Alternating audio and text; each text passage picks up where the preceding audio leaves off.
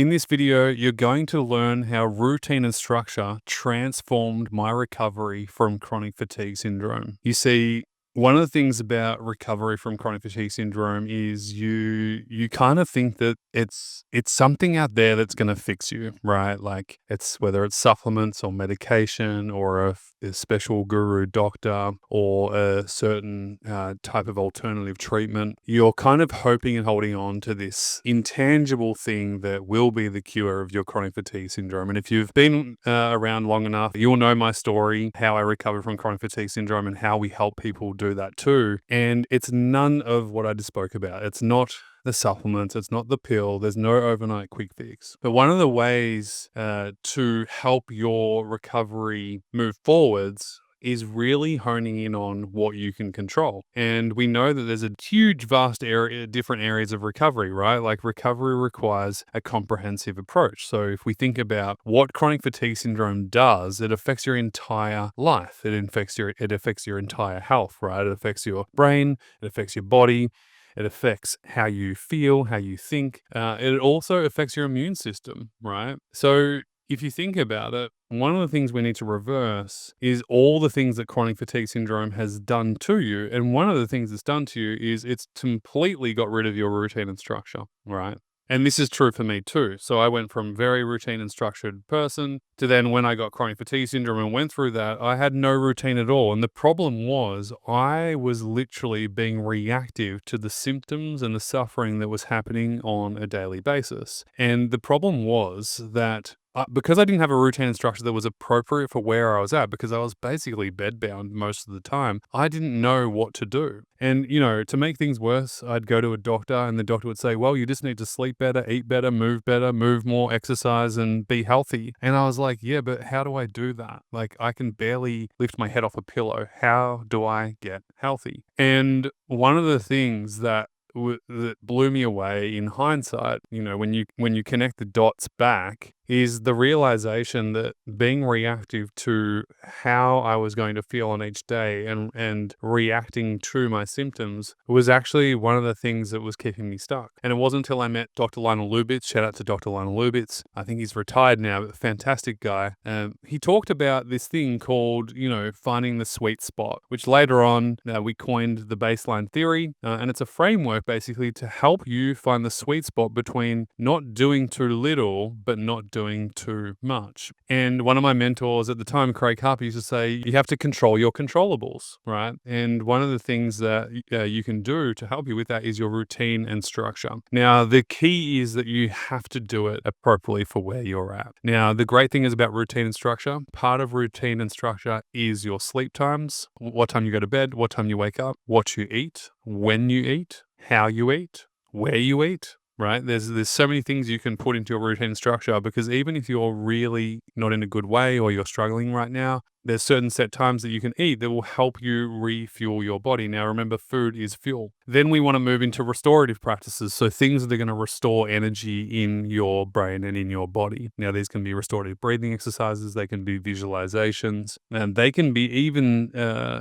active or passive rests as well. And then we go more into appropriate activity for your brain and your body. And depending on your level of, capacity right now, if you're a 1 or 2 out of 10, it might just be sitting up out of bed, right? It might be opening the window and looking out the window. There'll be certain things that you can do that are in that sweet spot for you. It's not too much, but it's not too little. And what we're doing over time, and this is the hardest part about routine and structure, it seems so insignificant. Like at the time, you just think, what's this going to do? Like, how's this even going to help me? Like, there's got to be something out that's going to fix me like this. It's not the big things in recovery that matter. It's the little things. It's in the details, and little by little becomes a lot.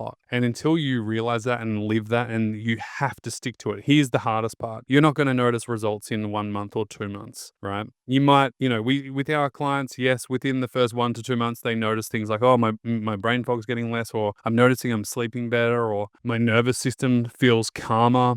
And I'm more like in a rest and digest state. Like these are good wins, but in terms of like physical progress of like actually feeling different and looking different, you're not going to see that in the first 2 months, which is what makes it really difficult because routine and structure can be super boring. And this is where the fourth component comes in. You want to infuse a little bit of joy in your day. And I mean that in your routine and structure. So one of the things that you could look at is what are some things that you can do without making you feel any worse that are appropriate, and where can you put that in your day? We call them joy activities. These can be things that you can do for a short period of time. So like, here's the hard part again. If you're trying to be like you were before you got sick in this current situation, it's not going to be good and it's not doable, right? So when I meet a musician and they say, well, I said, well, why don't do you like playing piano? And they say, I love playing piano. I said, okay, let's put that in. They go, yeah, but I can't play for 30 minutes. And I'm like, well, you don't have to play for 30 minutes. You could play for 2 minutes. And they would turn around and go, well, what's the point of that? And I said, because you have to start somewhere, right?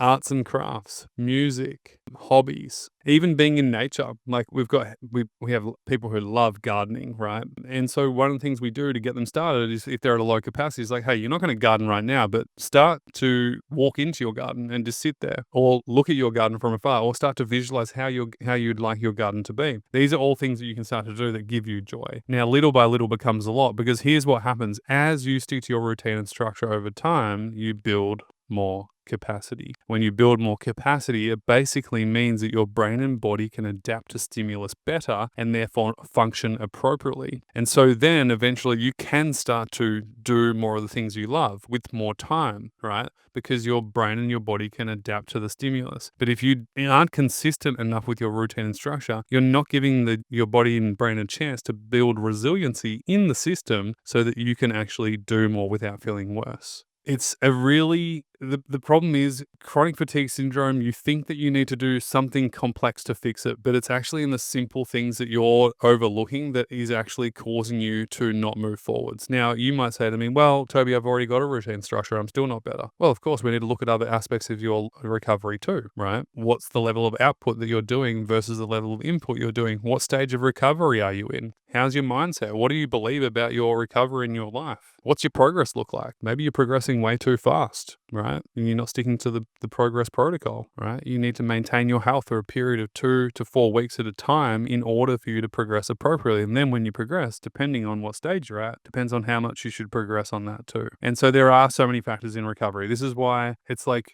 the way I described it, recovery is like you literally have a whole puzzle, right? And each piece of the puzzle is a different aspect of recovery. And you have to do the right things at the right time in order for recovery to happen. And so you want to you want to focus on the pieces of the puzzle that are current issues for you right now, that once we fix, then become the new layer of capacity and foundation that you can build on. And eventually then you put all the recovery pieces together. In fact, I had a message on our Instagram account the other day that the team showed me, which was this lady said, oh, with your program, can I just do like one section of it? I don't want to do it all. I just want to do one section. And so I wrote back and I said, that would be like me telling, I said, no, we don't do that. And then we don't do that for a specific reason. We've never done that for the last 15 years for one main reason. It's like me giving you one piece of the puzzle and then expecting you to solve the entire puzzle. Like, it would actually be disastrous and set you up for failure and frustration. And this is why we don't do that. This is why recovery needs a holistic, comprehensive plan over time, because as you get better and healthier, you're going to be doing and focusing on different things. What got you here won't get you there. In fact, there's a middle stage in recovery where you start to integrate into life. That's when we switch the focus and actually say to you, hey, we don't want you to focus on recovery anymore, right? Of course, we're going to focus on healthy habits, but we're going to transition you out of recovery focus into life focus. And then we dive into that. What are your values? Where do you want to go in your life? What do you want to do in your life? And what matters to you? And then we build a life by design around that. And so that is a whole new ball game. There's challenges that come with that. Think about getting back into the real world and dealing with life and people and challenges and work and career and money and all that stuff.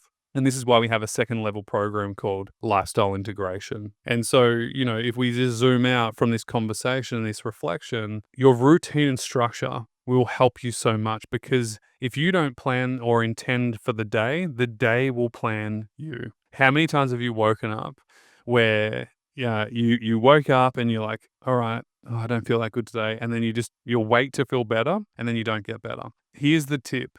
You can't wait to get better in order to recover. You must start recovery now in order to get better later, right? And a lot of people at home are suffering unnecessarily because you're waiting to feel good to get better. You have to start with where you're at in order to get better and feel good later. Super, super important. And so this is why routine and structure is so important, because it is encompassing your entire baseline. It is encompassing some of the key core fundamentals of health and well-being, that being your sleep and nutrition, and inward activity and outward activity, energy in, energy out. And so it's really important that we have a clear focus here, because once you have a routine structure, then we can start to see progress throughout that, cognitively and physically. I hope this video has been super helpful. If it has, I'd love you to leave a comment on what was most profound and interesting and insightful for you. And of course, if you're new here, hit the subscribe button, hit the like button here on this video, and we'll see you in the next one.